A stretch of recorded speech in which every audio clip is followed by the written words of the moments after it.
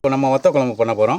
அதுக்கு தேவையான பொருட்களை நம்ம பார்த்துக்கலாம். எண்ணெய் 200 மில்லி, கடுகு 2 ஸ்பூனு, உளுந்தம்பருப்பு 2 ஸ்பூனு, வெந்தயம் 1 ஸ்பூனு, ஜீரகம் 1 ஸ்பூனு, மிளகு 1 ஸ்பூனு, கடலைப்பருப்பு 2 ஸ்பூனு, வரமிளகாய் 15, கருவேப்பிலை சிறிதளவு, பெரிய வெங்காயம் 300 கிராம், பூண்டு 50 கிராம், சின்ன வெங்காயம் அரை கிலோ, தக்காளி 1 கிலோ, உப்பு தேவையான அளவு, மல்லித்தூள் 100 கிராம், மிளகாய்த்தூள் 100 கிராம், புளி 300 கிராம் கரைச்ச புளி.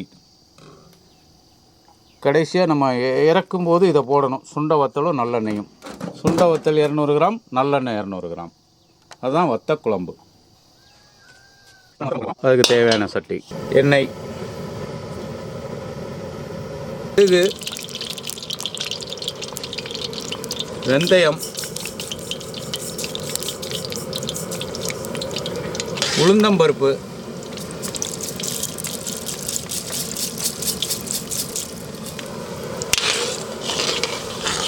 கடலைப்பருப்பு,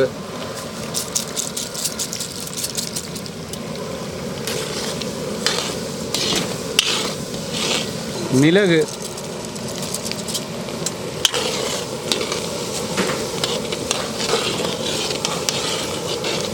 ஜீரகம், வரமிளகாய்,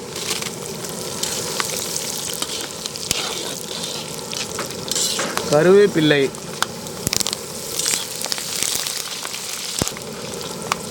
சின்ன வெங்காயம்,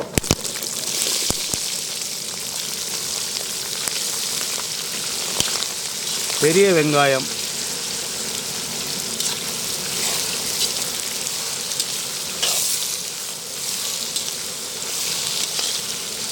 பூண்டு. இது வந்து நமக்கு கோல்டன் ஃப்ரை வரணும். அதுக்கப்புறம் தான் தக்காளி போடணும். கோல்டன் ஃப்ரை ஆயிடுச்சு. நம்ம தக்காளி சேர்த்துக்கலாம் வத்த குழம்புக்கு.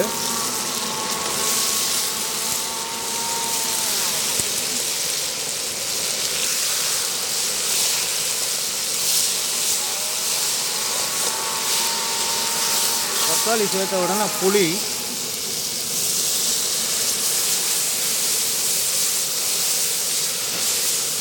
மிளகாய்த்தூள்,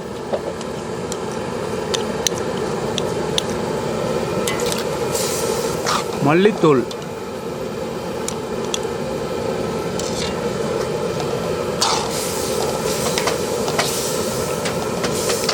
தண்ணி ஊற்றி திரும்ப ஒரு 10 நிமிஷம் கொதிக்க விடணும் நம்ம வத்த குழம்புக்கு. அதுதான் வத்த குழம்பு. கொதிச்சா தான் வத்த குழம்பு.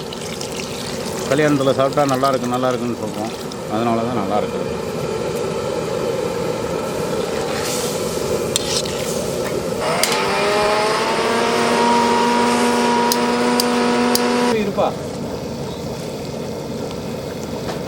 இப்போ வத்த குழம்பு நமக்கு ரெடி ஆயிடுச்சு.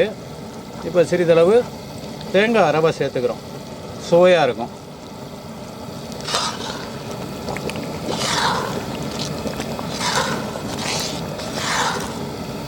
இப்போ வந்து நம்ம வத்த குழம்பு இறக்க போகிறோம். வத்த குழம்பு வத்திருச்சு, இறக்க போகிறோம்.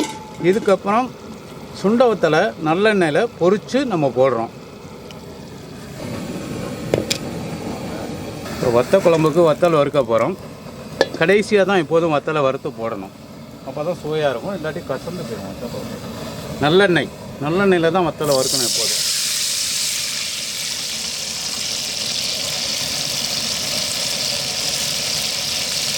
சுண்டு வத்தலை போட்டுக்கிறோம்.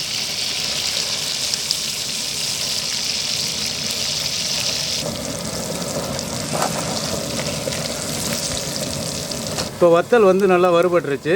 இப்போ வத்த குழம்புல போட்டோன்னா வத்த குழம்பு கம்ப்ளீட் ரெடி. சுவையான வத்த குழம்பு ரெடி.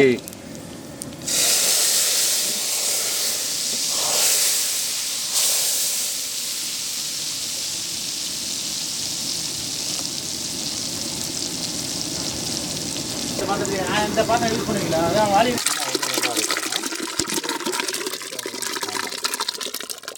ஒன்று ரெண்டு அடித்தா போதும்.